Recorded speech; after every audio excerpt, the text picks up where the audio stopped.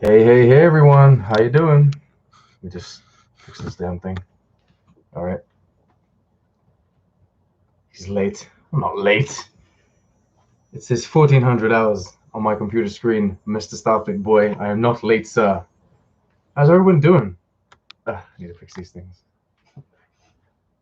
All right. Hello, everyone. Robbie, how you doing? Triangulum, how are you doing? Santi, how you doing? Valerie, everyone's here. Damn late, dude. I'm not late. Oh, goodness. What happened? I wasn't 1400 on the dot, but I hope it's fine. I hope you'll forgive me for this. Thank you so much for coming. We'll maybe wait a bit and see if anyone else turns up. Maybe not. These Monday or Tuesday live streams right in the middle of the day. I don't know if they're good for everyone. Fashionably late. That's right. I was fashionably late. I was fashionably late because I was throwing on my Trick on the Tooth merch. So it was all about fashion. You're the worst, Mr. Starfleet Boy. For everyone that's out there, just know that Mr. Starfleet Boy here comes on every live stream that I'm on just to piss me off and bug me. But he's great. That's why we love him. All right, Strange New Worlds. People are coming in. They can catch up. Hi, JK. Star Trek Strange New Worlds. We're getting announcements. We're getting announcements from the one and only, the great Alex Kurtzman, the man behind it all, the one leading the charge. he's saying, for the most part, all of the right things, which is a thing that he's good at doing.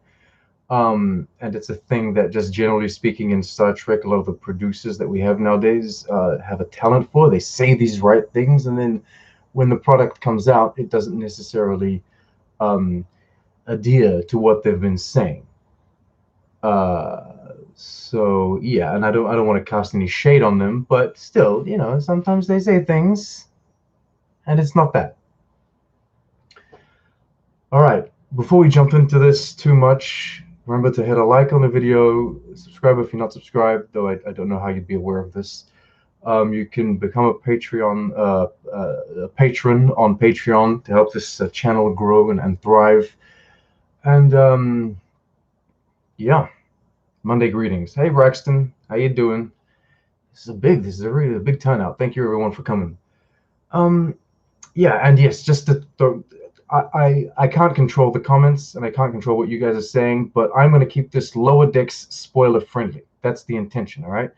There's a whole lot of people out there that are on other places in the world that can't see Lower Decks. They know nothing about Lower Decks, so they're probably getting spoiled a lot by the Twitters. But I'm going to try and keep this. I'm not going to say anything about Lower Decks. I'm not going to spoil anything about it, and I would like you guys to not spoil it if that's possible, all right? Well, it is. Just don't do it. But don't be dicks. All right. Strange New Worlds is what we're talking about. We can talk about Discovery Season 3 if you guys have any predictions for that. We can talk about the direction in which that show is going. But yeah, I wanted to talk about our Pike, our number one, our Spock, and maybe, hopefully, as everyone's praying, our Jeffrey Combs as the Doctor there. Doctor was a voice.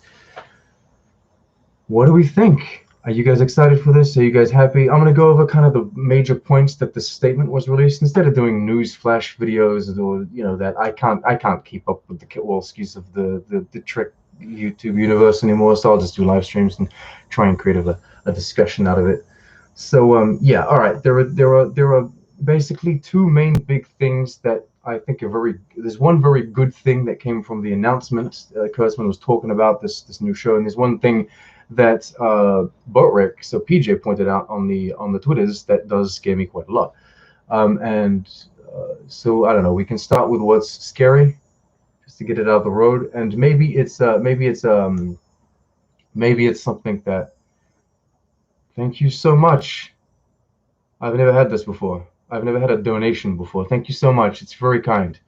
That all goes into a special little bank account that I have. I have it named YouTube, and I'm working towards a goal. I have a whole list that one of you guys out there, a fan sent me a video explaining all about how to, what cameras to buy, what kind of equipment to get, and I have a little list of things that I want to get. So thank you guys so much.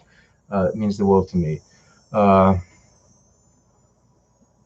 Pranakasha, is that it? Thank you.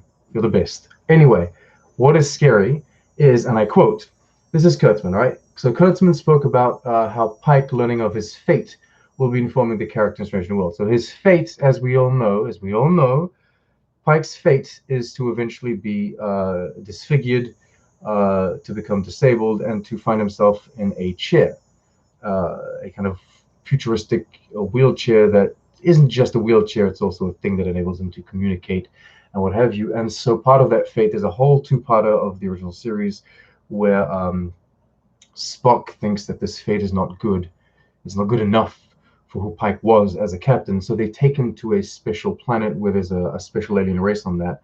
And that planet, and that alien race on that planet enables him to kind of live out his days not as a crippled person, because they can give him the appearance and they can kind of fix him as best they can to make him seem or feel rather healed. Anyway, that he doesn't die.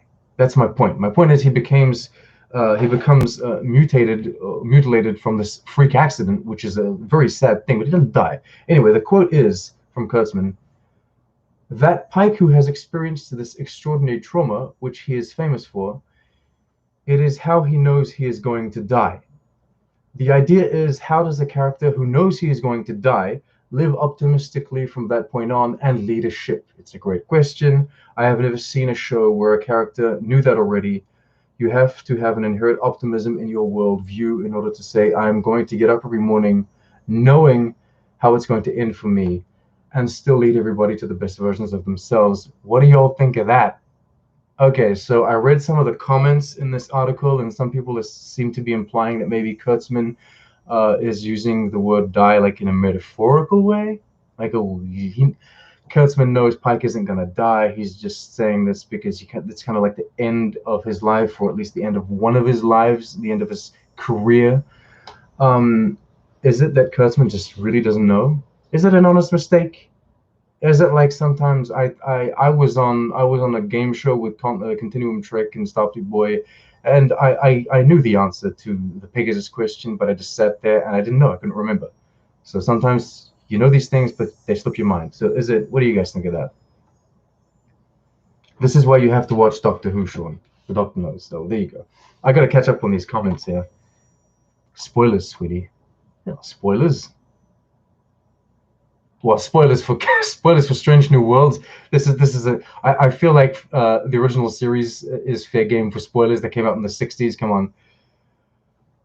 All right, I don't know what you guys think. Kurtzman doesn't know his fate. It's sad. It's kind of scary, but then I mean, I don't know. He's the creative mind behind all this, but you know, he's hiring people, and we're not going to talk about Lower Decks, but he hired the right people to do Lower Decks, and so the people that are making Lower Decks, they know what era, they're setting their show in. They know what they're doing with their show, and so hopefully he's going to get the right people behind Strange New Worlds. JK says, yeah, the only Strange New World main character whose fate could possibly imperil on the show is number one, right? Well, I guess so. I don't think they would kill number one though by the end of Strange New Worlds. That would be pretty bold. I'm not one to wish death upon characters in Star Trek, but it would be a pretty bold move to have the show end with the death of number one. Strange New Worlds doesn't have Mike McMahon behind it. No, it doesn't. Then Mike McMahon, I'm very happy with Mike McMahon concentrating on one show at the moment. I don't want Jesus people. They showed the wheelchair in Discovery. They clearly know where Pike ends up. Is this about spoilers, or what is this about? Is that what you're talking about, Father? You're talking about how I'm spoiling Pike's fate here?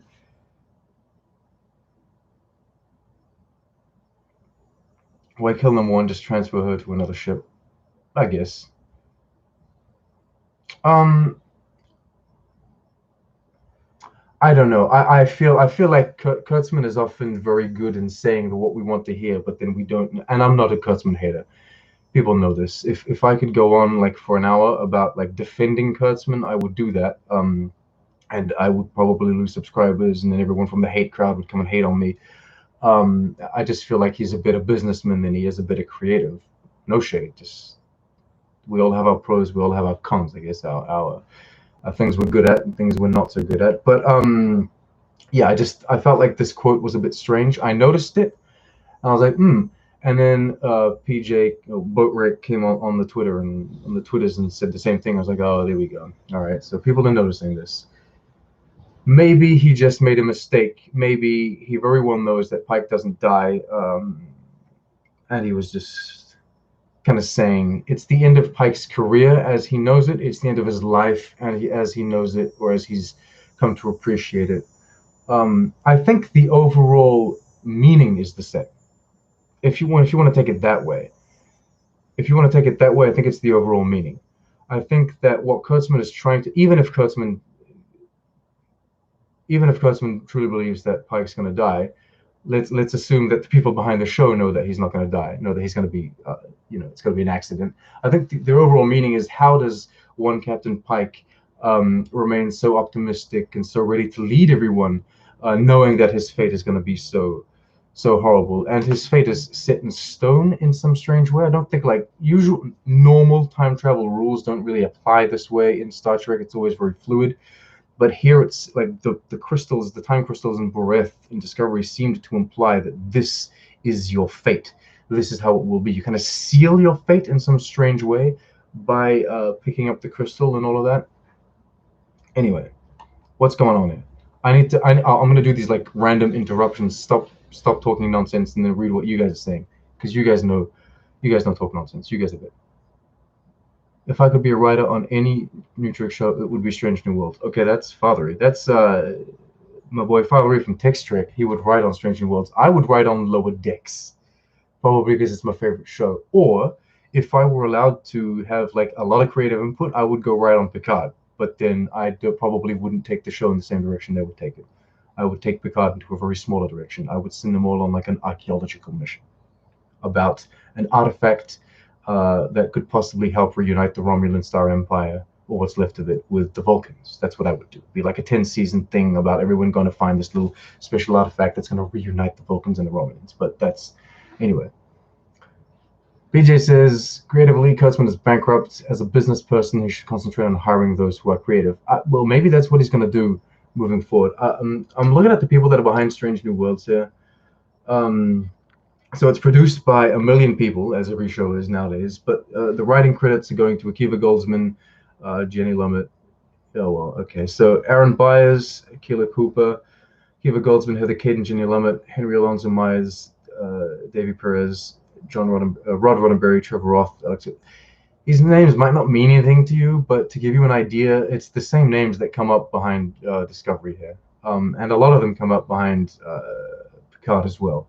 But this is producer standpoint, so it does. I don't know how much creative input they have. Maybe they have input in the decisions. Yes, you're allowed to make this alien look this way. Yes, you're allowed to put a sex scene, that kind of stuff. But I don't know how much. Anyway, I vote mistake, says Starfleet Boy. He thinks Pike dies because of Into Darkness, because he dies in that. Oh yeah, that's right. Kurtzman wrote Star Trek Into Darkness, or co-wrote it. And so he was thinking of Kelvin Pike. Fine. That's fine. Okay. He was thinking about his little baby that he created. I would do that. I would default to everything that I made. Fair enough. I'll take that. I'll accept that. Everybody knows that everybody dies, and nobody knows it like the Doctor. But I do think that all of this guy's all the worlds might just turn dark if he ever, for one moment, accepts it. Is that a quote from Doctor Who? Has that explicitly been stated? Okay, so Philip says, has that explicitly been stated that it's set in stone? Because you could easily argue that the time crystal just shows you one possible outcome. I would have to go back, but from what I remember, what's his name? Bloody, it's not Tanavik, is it? Is it Tanavik? I think it is. Tanavik time crystal protector says that once he picks up the crystal and it is no turning back, the fate that he sees is the fate that will come, or some sort of prophetic nonsense like that. It's very fantasy. It's as fantasy as Deep Space Nine got with its bloody orbs. But yeah, I think it is what well, I mean, every quote is explicitly stated until someone changes it, right? Creatively, but I'm pretty sure that it was implied that this is a fixed thing. It's not a fluid time thing like most other instances are. Joseph says, I need my YouTubers balanced, not Phantom Menace, no shills. I feel good here. I'm happy that you do. Thank you. I have never been paid by CBS to say anything, nor am I, out there to get them, to get at them. There's something I don't like. I don't like it. I'll tell you about it. If there's something that I do like, I'll tell you about it. My review, by the way, for episode 2 of Lower Decks is very positive. That's all I'll say about that. And I do no singing and no dancing, and there's no bulb. It's just me sitting down with this wrinkled shirt, speaking. Alex Kurtzman is a better creative than Rick Berman ever was. Okay, so here's the thing. I'm gonna do a side note about Rick Berman, which is interesting, but I'm very naive when it comes to Rick Berman and its era. All right, I grew up on Voyager and the Next Generation, and so the Next Generation was already in production long before I was born. Right, I was born into so I was born in '92. I think Voyager hadn't yet begun because I think it began like '95 maybe. So I was born well into like Deep Space Nine. By the time, I mean, I started watching Star Trek as a newborn, basically, but then you're not watching it as a newborn. You don't quite understand. So by the time I got around to understanding, 3, maybe 4 years old, 5 years old, what's really going on in front of your eyes, I was well into Voyager. All I know is that that era is my favorite Star Trek, and I was very happy with the guy behind it making it all. Because when I got to like my teenage years, I was like, oh, the person that was leading all of the Star Trek, Mr. Berman, he's so amazing, la di da. And it's only now in these recent years that I've become a content creator and I've had interactions with all of you guys and the people online that I've heard all of these dreadful things about Rick Berman, possibly a homophobe or possibly sexist, and that he wasn't necessarily like, I don't know, the most ingenious of people when it came to creative storylines and that kind of stuff. And all my only opinion as it stands is kind of like I felt like he was creatively tapped out by the end of Enterprise. Like I feel like Enterprise is really just I don't have serious beef with Enterprise. I find some of the characters fine, and I find some of the plots very interesting. It's just and some of the greatest episodes of Star Trek are in Enterprise, as are in every iteration. It's just that Enterprise does feel like a recycled bin of everything from that's existed from TNG, Deep Space Nine, and Voyager. Like you take an idea, you just randomly pick an episode from one of those 3 shows, and you're like, oh, let's do it again in Enterprise, but kind of put a twist on it, and it always ended up kind of not too bad. Whereas I feel like Voyager kind of did the same thing for TNG. I was like, let's take this episode, but I have a better idea. Let's build on it and make it kind of more interesting.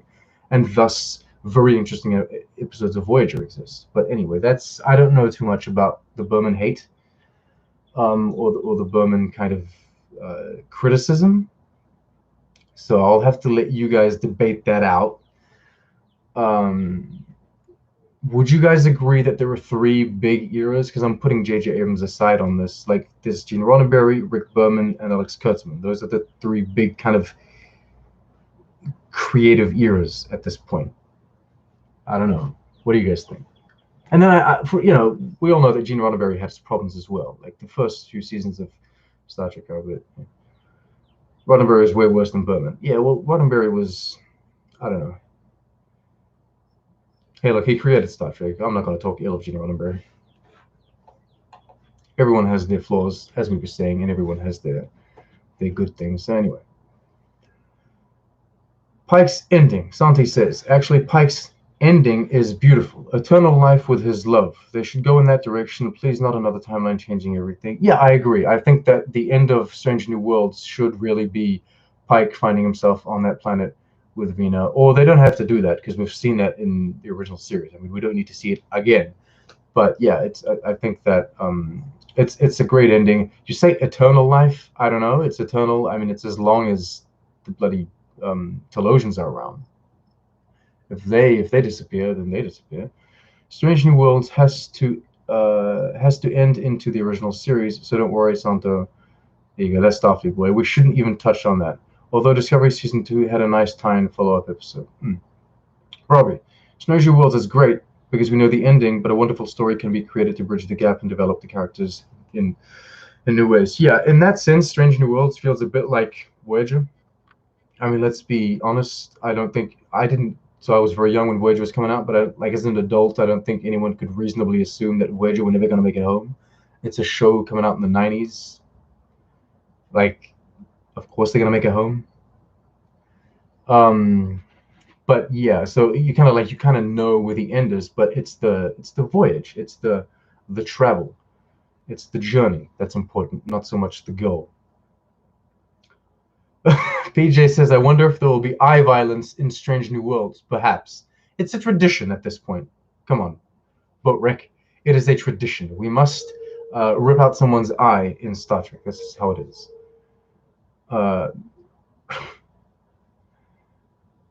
Rick Berman punched you in the back of the head and spit on you. Yeah, well, I mean, that's what happened. Exactly. Agreed to be. I can't deal with all of these nicknames. Toddy, Tubi, it's too much. I can't deal with it. Pick a name. Go with it. God damn it. Harvey Bennett deserves an era. Oh, the films. Yeah, but the films are different. I feel like the films are different because even though you could argue Rick Berman was kind of, is it Harv or Harvey? Harv. Yeah, I feel like you can say Rick Berman was behind the 4 TNG era movies. Like I feel like the films are just different in these. I don't know. They're their own little things. They put people in charge kind of depending on a lot of, I don't know. It's strange. I don't fit them into the series kind of thing. That's why I take out J.J. Abrams from the equation, right? I think J.J. Abrams doesn't deserve his own era of Star Trek, but I think he deserves at least. I don't like the guy as a director or writer, but I respect what he did for Star Trek. He helped bring it back. So yeah. Yeah, well, there you go. Triangular Audio says people tend to forget that because of Berman, we got great TNG, but he was played out by Enterprise. Maybe.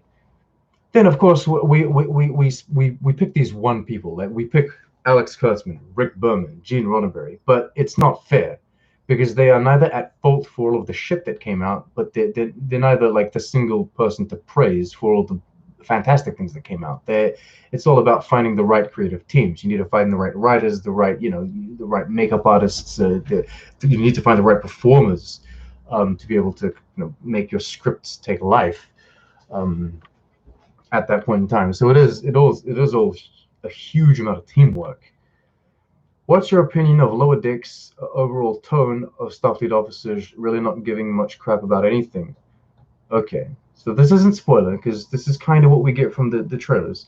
At least it comes across as really cynical to me, but Mariner's attitude fits in right. Without going into Lower Decks too much, I find that just for everyone that's kind of worried, if you've only seen trailers, you haven't yet seen the show, and you're worried about how ridiculous or eccentric or maybe exaggerated the characters that you're following are, they are the only ones kind of like that. I feel like, yes, the show makes fun of certain Star Trek tropes or certain other Star Trek characters, but generally speaking, we're following a group of people that aren't exactly, perfect mold Starfleet officers. But everyone else on the show is like all of these background characters, all of these background officers that you just see, they're just working, they're just doing the job. They're just regular Starfleet officers. The Lower Decks people that we follow in Lower Decks is very much like how you follow the Lower Decks officers in the episode Lower Decks from Next Generation, or the Lower Decks officers from Good Shepherd in Voyager. In Good Shepherd, like these 3 people, they're like clearly, what the hell are they doing on the ship? Or maybe they're a bit strange or eccentric. They're not played for comedy too much like this animated show is doing, but they don't feel like a right fit for Starfleet, and both the episodes Lower Decks and Good Shepherd are all about showing you that everyone can be a good fit in Starfleet. It's all about, that's the future. It's about helping these people out and helping, and so it gives you a warm, fuzzy feeling inside. Oh, I could be accepted. Ridiculous as I am, I might be able to find myself accepted into Starfleet. And so that's how I feel about the characters in Lower Decks, and that's how I feel about the tone of the show. It's just a play on that for comedic aspects. Anyway, I want to talk about the other quote, which is something that we kind of knew, and that Anson Mount hinted on in his little video, but here it's said. Right, here are the words. Kurtzman says, "I think Strange New Worlds, under the guidance of Henry Myers and Akiva Goldsman, is going to be a return in a way to Star Trek: The Original Series. We are going to do standalone episodes. There will be emotional serialization. That makes sense. There will be two-parters. There will be larger plot arcs, but it really is back to the model of Alien of the Week, Planet of the Week, Challenge on the Ship of the Week. With these characters pre-Enterprise, I think that people responded so much to all three characters. It is kind of a relentless optimism that they have, and they are a young phase of their careers, etc. So that's what interests me. I think it is going to be, so it's not going to be full episodic Trek. It's more going to be semi-episodic, kind of the way these shows like Elementary are written, that kind of stuff, right? Or The Mandalorian. Every episode is its own thing. It's a ship of the week. Challenge on the ship of the week is the same, like Alien of the Week, Planet of the Week. But you still have character growth throughout, because you can't really get around that. It makes not only sense when you're building a universe, but it also just, that's how you get people kind of hooked on shows. You have to show growth, and you have to show people people's stories developing. But this is very positive to me. Again, sometimes I'm a bit scared of what these people say, because I don't feel like they don't deliver. It's been many years since Alex Kurtzman has started saying things and not delivering on them, so sometimes I get a bit worried. Mike McMahon, he's been saying things about Lower Decks, and he's delivered so far. So, I kind of base my trust on basically the finished products. Anyway, we've had Picard now, which is a full Kurtzman production at this point, so we kind of know where he's going with this thing. He says it's not going to be a fast-paced show, not going to be a bullet speed show. That's what he said about Picard. It wasn't. He wasn't lying. Everyone complained about the three first episodes were really long, but it still involved the end of the world, the end of the universe. This, however, unless he's talking about the end of the universe with there will be larger plot arcs, I think he's more talking about there will be emotional serialization. I think he's more talking about Pike's fate, the evolution of Pike, Spock, and how he grows. Maybe we're gonna follow some younger crew members, like ensigns that we hadn't seen before in the cage or anything, and they're gonna rise through the ranks. It would be nice to see characters go from maybe lieutenant commander to commander, and eventually get his own ship, or that character gets their own ship and goes off. It's nice to see that kind of growth. I would like to see that. All right. Oh my God, I'm getting challenges here. Wait a minute. JJ who? Okay. I know that PJ, etc., are talking about eye violence in terms of Icheb, but since they are all good eye actors, I just kept thinking of the violence being conveyed through their eye acting, so it depends. Yeah, I guess. Hey, look, it'll become a joke. If this show does eye violence as well, then in 20 years' time, we'll just be joking about the eye violence. It won't be the Kurtzman era. It'll be the eye violence era. Starfleet Voices, Trick on the Tube, show us what eye violence looks like from an acting perspective. I ain't no actor. You know this. Anyway, if I were to lose my eye now, it's, yeah, very theatrical. There you go. Well, there was that one eyebrow twitch, that Tubular. Oh God, I'm getting a new name every time. Triangulum Studios calls me something. He has to change his name. Lower Decks is cool. It is lovable, goofy, and more Trek than anything since 2009. I agree. if you're hesitant on watching Lower Decks just because you didn't like Picard or Discovery, I think you should really try Lower Decks. It might not you might not like it, but it's very different. It's got a different thing. Okay. I get that New Trek has a faster pace and has more. This is Robbie. Okay. I get that New Trek has a faster pace and has more violence, but I'd love a smaller creative episodes like Nepenthe. Well, I think that's what we're going for. Well, they're going for with Strange New Worlds. I think that that's what they're going for with Strange New Worlds. I would like to see a lot of things that we have never seen before. I like how a show will tie into another show, and I think that that builds the world and elaborates on the lore and the story of Star Trek, and I love that kind of thing. I love seeing things from different perspectives, different angles. I like seeing new species, but considering how much I dislike every redesign that they do, and considering I don't even like the Enterprise bridge that they built, I would very much like to see just Pike and Spock and Number One and everyone else go to new planets, or do something kind of like how they did season 3 of Enterprise. I'm not a fan of season 3 of Enterprise, but I did like the idea of we're going into the Expanse. Um, or was it the Delphic Expanse or whatever? We're going into the Expanse, and none of the species that we've seen in here we know of. Well, now and then there might be a trapped Vulcan ship, right? But we're going into a place that no one knows about. There's all of these anomalies, all of these strange phenomenon. I'd like, it's a reference to something, but I don't remember what. I would like this show to do that. I would like them to have them go in a completely different directions. Like instead of going, always go down, go like Beta Quadrant down. Down doesn't make sense in space, but you know what I mean, on the map. No one goes that way ever. We don't know what the hell is going down that way. Just go there. Like go beyond, just kind of go around the Klingon Empire and then straight down. And then see what happens down there. What's going on down there? Are there new species that we never heard of? Are there species that are at war with the Klingons and they've been at war for years? Maybe we can make a bunch of allies out of them. Yeah, what you guys are saying, Strange New Worlds might have a New Eden kind of vibe. I think it will, except I don't want to see too many humans. 1 or 2 episodes of the classic kind of what is it, cheesy original series. Oh, there's a bunch of this is like a bunch of humanoid species that they've found like a friggin' Bible, and so they've recreated one of Earth's faiths. That would be interesting. Except don't make it a Bible. All right, be bold, Americans. All right, and make them all Muslims. Try doing that. I want someone to have a hijab on the show. We've never had that. Anyway.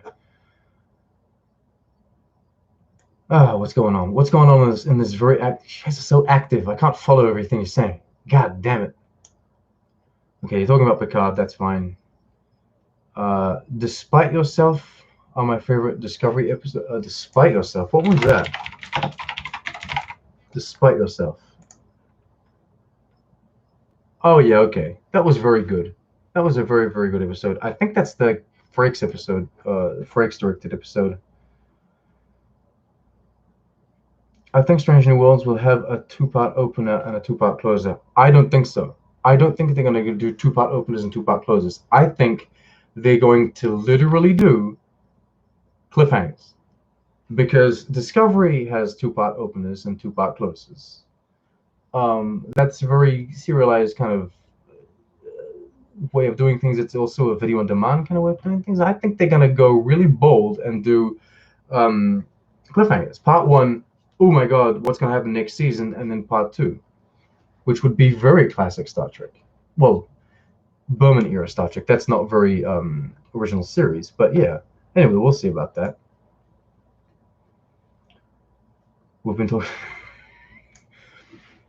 German Checker just arrived, and he's saying, "Hi, how you doing? What are you guys talking about?" People are saying we're talking about eye violence. We are talking about eye violence, somewhat. Eye violence meaning the violence that is portrayed in the shows, not necessarily how aggressive or how offensive some of the shows are to some people. All right, I agree In that Strange New Worlds premise, as described, seems promising and a very hopeful. Great actors, really establishing. Yeah, I really want them to give us Spock from the original series, or at least a transition into that.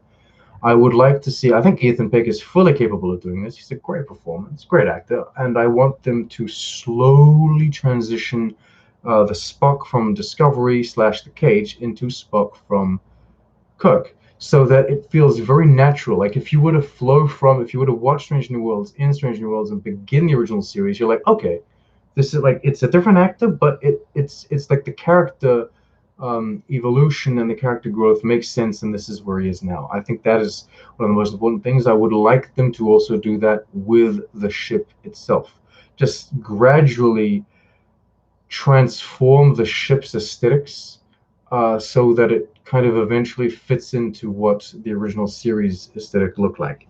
I know that may be asking too much, but they could explain it away, like, oh, we don't need all of these things. We don't need this. Or this was too problematic because it was getting hacked all the time by what if species. So we stopped that. Robbie says that Lower Decks is a lot of relaxing fun. I find it fun, and I find it. I wouldn't use the word relaxing for Lower Decks. It's you don't have to think about it too much, but it's not relaxing. No, I don't like the new Connie Bridge. I wouldn't even call it the Connie Bridge. It's the Discovery um, Enterprise Bridge. No, I don't like it. I I respect the artistry and I respect the craft. I really do. I think that everything they've done is so amazing in terms of build, and I'm really happy with how talented the people are working on the show. I just, my head can't wrap itself around why they would change it in the first place. Like, why would you make it different? Why? Especially if you have this talented a group, they could easily just make the original series bridge as it is, but make it look good. I mean, the only thing maybe I could get behind is pushing the walls back a bit, and making it bigger. I understand that might make sense to put the huge camera equipment and that kind of stuff in. So maybe just scale everything, like make the all of the spaces the bigger. I understand that, but just why would you change? Yeah, why would you change? Like I watched the Discovery behind the scenes, season 2 behind the scenes, and like Tamara DeVero, I think that's what she's called. She explained that they went back and really tried their hardest to find the exact orangey red that they use for like the hand railings. Like if you go to that much trouble to find the same bloody color to use, why do you put different buttons in? What's the point then? Anyway, what's tube socks? What is he talking about? What are you guys talking about? I don't know. I can't follow these comment sections. How do Trek Yards do it? They've got like thousands of comments. Got hundreds of people watching the streams, thousands of comments. I don't know how they deal with this. Trek on the Jeffries tubes. Oh my god.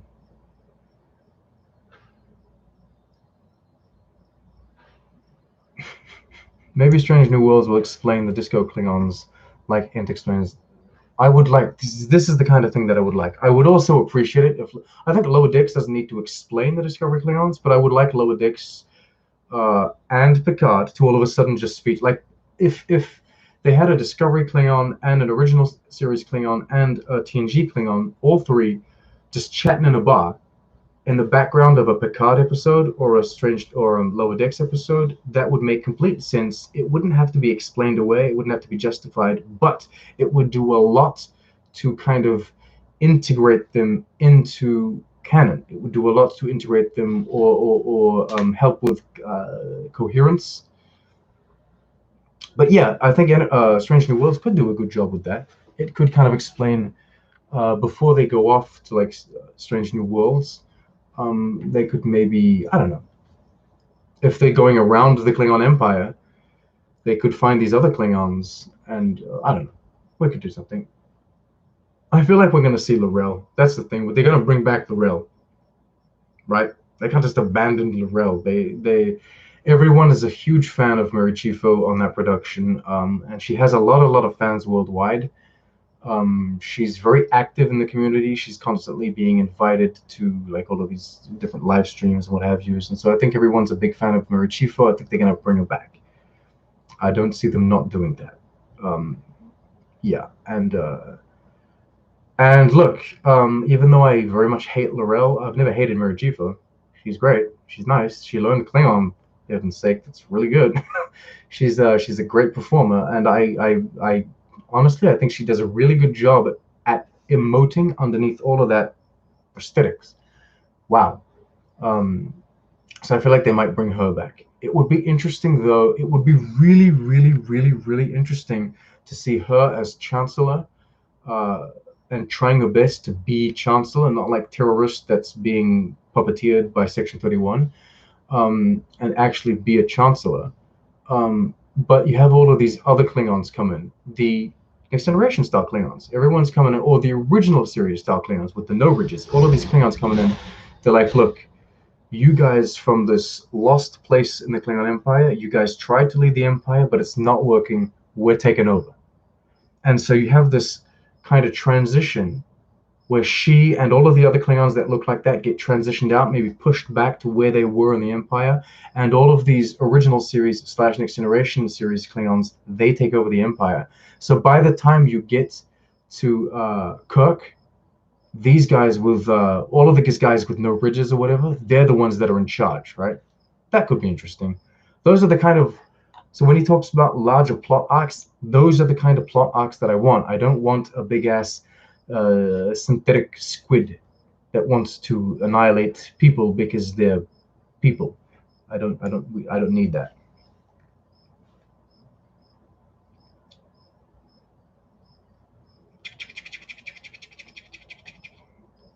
There was a very vague. All right, here we go. I said I wouldn't talk about Lower Decks. I'm not, but there was a very, very vague Kelvin timeline visual reference in Lower Decks, and I don't know how I feel about that. I maybe the Kelvin timeline and the Prime timeline are intertwined closer than just the Spock / Nero occurrence. I like that idea that the two timelines are very intertwined and parallel, and there's been a lot of crossovers, just like the Mirror Universe and the Prime Time, but that we haven't seen yet.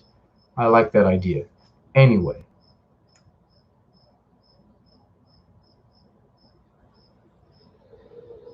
you want to see Ferengi in Strange New Worlds? I don't think we're gonna get Ferengi. Okay, what's going on? Trick on the Tube. Trick on the Tube was supposed to start Battlestar Galactica. Don't forget to watch the TV movie first. Everyone skips that. I'm supposed to watch a movie first. Is there like a pilot movie for Battlestar Galactica? Because I'm going to be watching the remake / reboot. What is it? Is it a reboot or is it just a remake? For Battlestar Galactica. There's a movie I have to start off with. When I watched Babylon 5, I started with a movie. What is it? The Gathering, I think it's called. Kit Wolski has the right voice for Ferengi, I think. Yes. Well, Kit Wolski's the talented one of the bunch, right? Of all of us YouTube folk, Kit Wolski's the one that will make it into a Star Trek production first, all right? They all love him, and he's got the voice. He can do the voice acting. He's going to make it into Lower Decks. I'm sure Kit Wolski will be a Lower Decks character before the end of the show. Tamara Deverell is a liar. Ah! Sorry about that. She might be. I don't know. I can't say if these people lie. Sometimes I think they're just making innocent mistakes. There's also this thing where I feel like the Discovery production team, they want to say so much of the right things in order to please people that sometimes they kind of get sidetracked. It's like, say what you feel, um, instead of trying to say what we want. You know, be more confident with what you're doing, but also do what makes sense. Hey, Fearful. Fearful? Is that it? Hello, buddy. I'm your Argentinian friend. I made my lower decks analysis on my channel. Do you remember me? Yes, I do. I went and watched your completely Spanish video, and I wasn't too bad. My Duolingo is working. I was able to follow along somewhat. I couldn't watch your video while there was other noises going on. I had to absent myself from the living room and go to the bedroom and just sit there and really concentrate on what you were saying. But then that's what I do for La Casa de Papel. I concentrate on the show, and I follow along. I'm good. But you don't have subtitles, which is usually when I watch Spanish things, there are subtitles to kind of aid me along. You don't have them, but that's fine. I think I managed. But yeah. Um, Correct me if I'm wrong, but I went back and watched one of your older videos about lower decks, like a trailer analysis, and you were like, "Nah, this is going to be garbage." And then it came out, and you were like, "Oh God, I love this." So correct me if I'm wrong, but that's how I feel like you were. Anyway,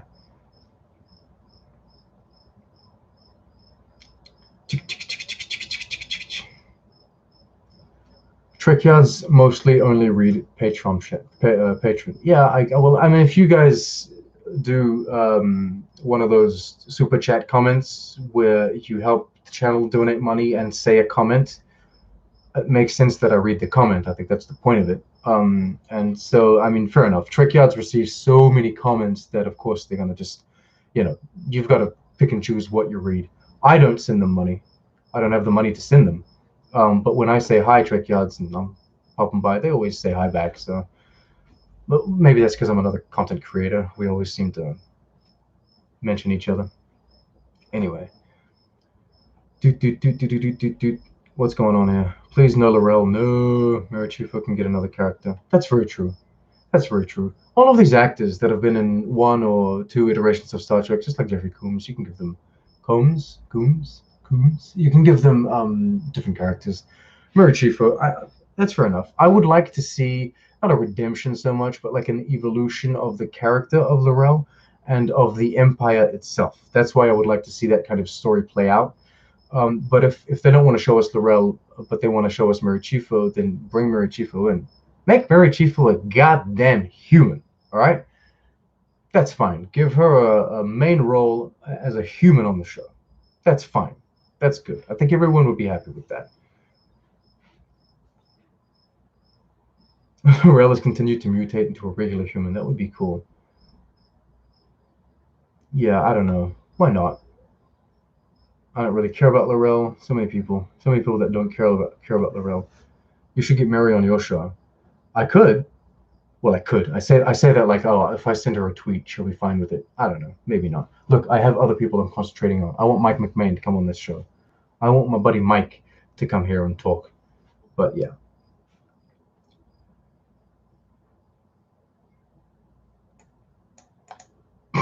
I don't want to send Trade Cards money. I'm still pissed at them for the Stargate stream. All right, I'm not getting involved. I don't know about Stargate. Anyway, are you guys confident for Strange New Worlds? That's the thing, all right? Because Kurtzman is talking optimism. He's talking Alien of the Week. He's talking standalone episodes. Do all of these things inspire confidence in you? It doesn't me. It doesn't me. As I said, you always got to take this thing with a kind of grain of salt because you don't really know where they're going to go with this. I would like to all of a sudden hear something like, oh, we've got, I don't know, like if all of a sudden Kurtzman said, you know what, Paramount are dicking around with their movies, and so we got Noah Hawley to come in and he's writing Strange New Worlds instead of his movie, that would give me great confidence in the show all of a sudden. Like that, that's the kind of thing that I would like. I would like, someone to say that. Mike McMahon could bring you your CBS shill chick to when he comes on your show, and then you will have funds for your new equipment. Yeah, exactly right. That's it. Come on, come on. Before I started this YouTube thing, the word shill, SHILL, shill, I'd never heard of that. I'd never heard of a shill, a corporate shill, or whatever shill. I'd never heard of that before I started doing. I'm learning all of these new words that I suppose never related to what I was doing in any way, but now it is. But yeah, I'm not paid by anyone. You guys know. You guys know that when I get sent like something like them little wooden modern ships, I talk about them, and I always make a point of sending an email back to the person that wants to send me the stuff, and I say, "Can I say whatever the hell I want about this? Because if I can't, I don't want it. You know, if I can't say whatever I want, um, there's no point. I want to be able to say, well, this was a great model, or this was absolute garbage. Don't buy it, right? So maybe a little more polite, but I'm not the most polite person. So yeah. See you, Jeremy.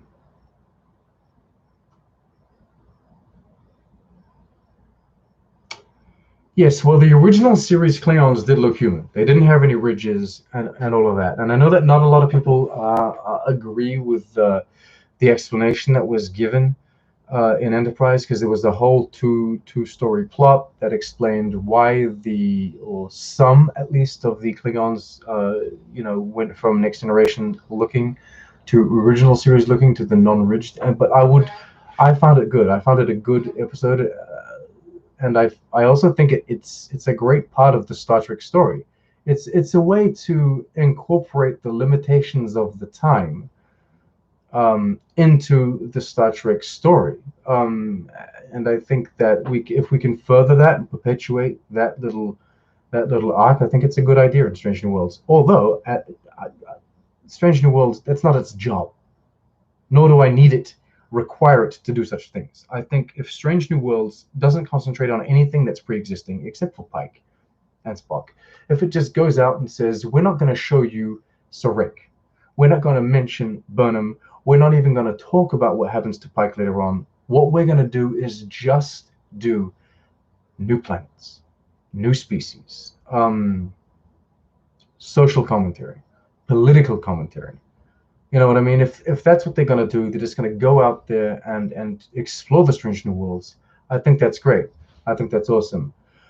Do you guys want a Space of the Final Frontier speech as the opening credits? Do you want that from Anson Mount? Because we have the Kirk one, we have the Picard one. We've had a few remixes with the Kelvin timeline. With sometimes it was Nimoy, sometimes it was Pine. But would you guys want an Anson Mount version of that? And how would you tweak it? Would you make it somewhat different, or would you keep No One, like in the Next Generation, or would you take it back to No Man, like the original series? Triangulum says he thinks he should.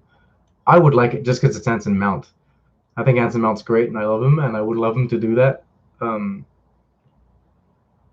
Oh, a joint Pike Spock and Number One monologue. That could be interesting. Or would you guys want? Who said that? Was it Archer or was it Cochrane? It was Cochrane that said that. The quote is from.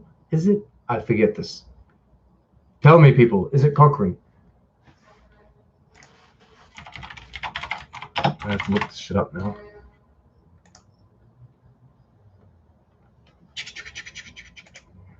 Is it? I think it's him that said that quote originally. I think so. Anyway, now that I ask a question, you guys are silent. No one will answer the question. You leave me here struggling with my knowledge of the lore. It was Cochrane. Okay, so it was Cochrane that said that quote. What if James Cromwell comes back just to do the opening speech, like the opening credits speech for Strange New Worlds? And they, yeah. Or if they use that, anyway, that could be fun.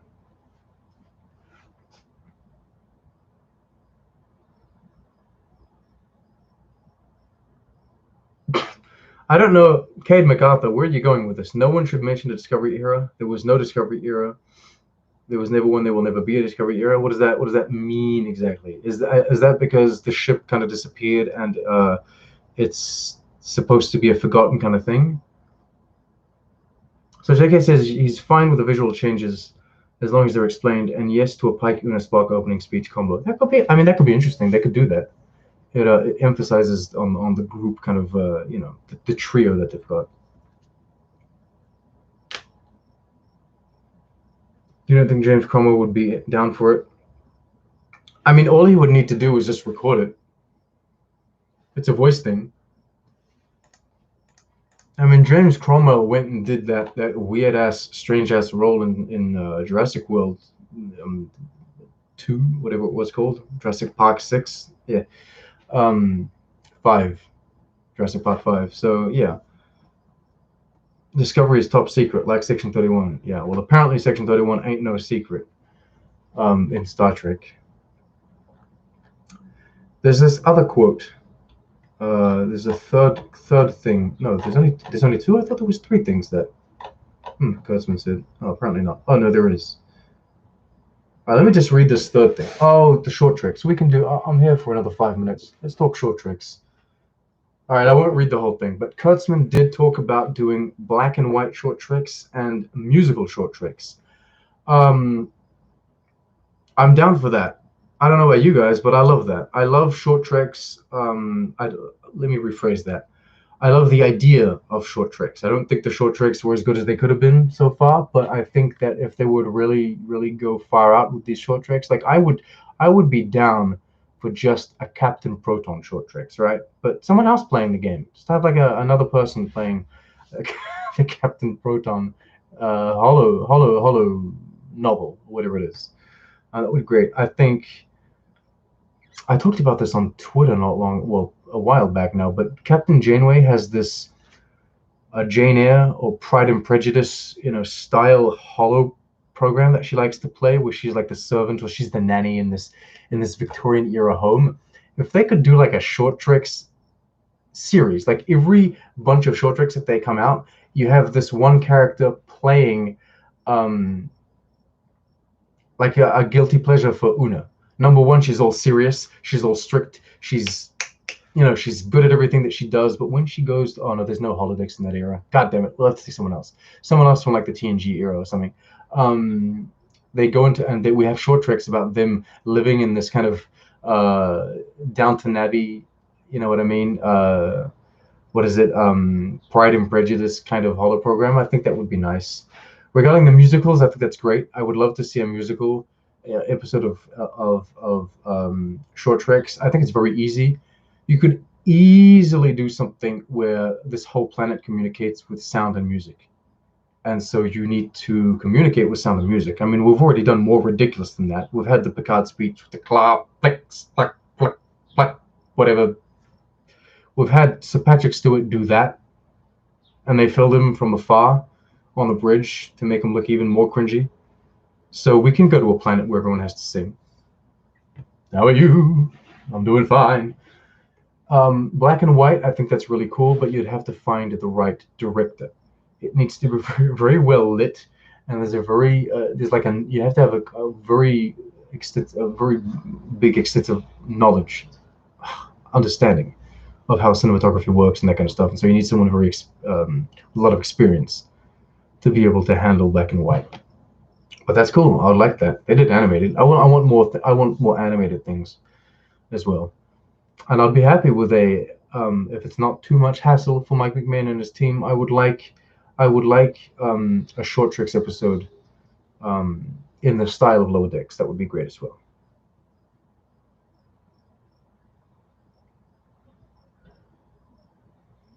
I think it's good that over time top secret stuff becomes known to the public. We can take it. I guess.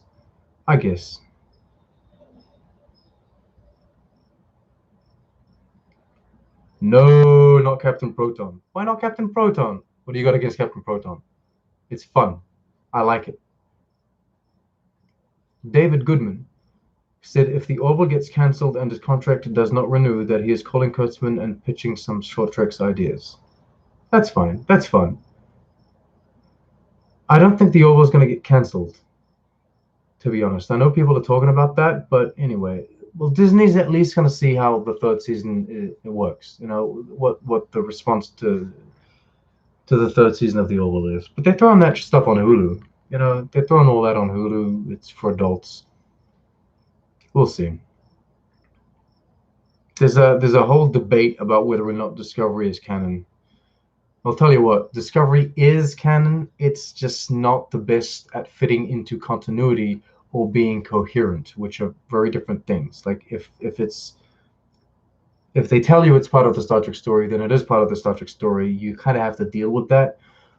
It just sucks that some of the shows, and not, this isn't necessarily a Discovery issue, but some of the shows or some episodes in some of the shows have trouble um, kind of fitting into continuity. One could argue that First Contact has trouble fitting into continuity. I mean, the hell is that Zefram Cochrane? Didn't look like that in the original series. You know what I mean? That was a silly rumor about the Orville. Yeah, I don't know where these I don't even know where do these things come from? Where are these rumors born? Who just says something and then it becomes true, right? It's so strange. It's so bizarre. The funny thing is, we could start a rumor here and now that Captain Picard will be a Latino woman next season. And why the fuck not? I mean, it's a golem. He can change his body like he wants now. Doesn't have to be Picard. Anyone can play Picard now. I mean, there you go. Picard to be a woman next season. But I mean, they could. Doesn't matter. If Sir Patrick Stewart's tired of playing the role, they could get anyone. Not just James McAvoy, just anyone. The rumors are conjured by a whole bunch of names that I don't. Can I remove that? I'm sorry, Robbie. I will remove your comment simply because I don't want the names stated here. I don't want to give them any publicity. But anyway, I love you, Robbie. I just understand. Rumors are conjured up by people that conjure rumors. But the Orville isn't necessarily going to be cancelled. It might be. But then every show might be cancelled. I'm hoping Discovery will use time travel to fix continuity issues. I'm kind of over time travel. That's all I have to say. Well, here's the thing. I say this for every show, but Strange New Worlds. This is my last big request for Strange New Worlds, that they do not do time travel. I don't want them to do any kind of time travel shenanigans. I don't want them to do any of that. I want them to really just go from planet to planet and explore like these different alien, civilizations. They have to deal with the social troubles from these different aliens. Maybe something happens on the ship and they have to deal with that, do these little bottle episodes. That's the kind of and I know they're talking about original series, but I think, original series, yes, but very Next Generation style. But in the original series kind of setting, I guess. That's where I think that's what I think I want from Strange New Worlds. That's it. It's been over an hour. I have talked myself to death. I will now go back and sit in silence while I edit my Lower Decks Episode 2 review. Thank you so much for joining me, everyone. Thank you so much for your comments. You leave so many comments that I can't even follow everything. Thank you for the donation in the beginning of this video. It means a lot. It was the first. Wasn't the first. The first was Trigger Prize, but he was just testing it out. It was the first official. It was the first that wasn't a test. So thank you so much for the donations. You can become patrons on Patreon if you have the money to spare. Like, subscribe, share with your friends. My reviews are coming soon. I'm very sorry for everyone that cannot see Lower Decks, that only Lower Decks is on the YouTubes. I will try and put in the extra hours to watch some original series episodes and release original series reviews as well, so that we can all enjoy content that isn't just Lower Decks content. I'm not making any promises as to when that's going to be coming out and how often I'll be able to do that. Especially now I'm working 6 days a week because people are on vacation. So there you go. But yeah, that's I'll try to do that. All right. Live long and prosper, everyone. Thank you for joining me. You're the best. Strange New Worlds. I'm hoping it's going to be good. I really am. All right. See ya.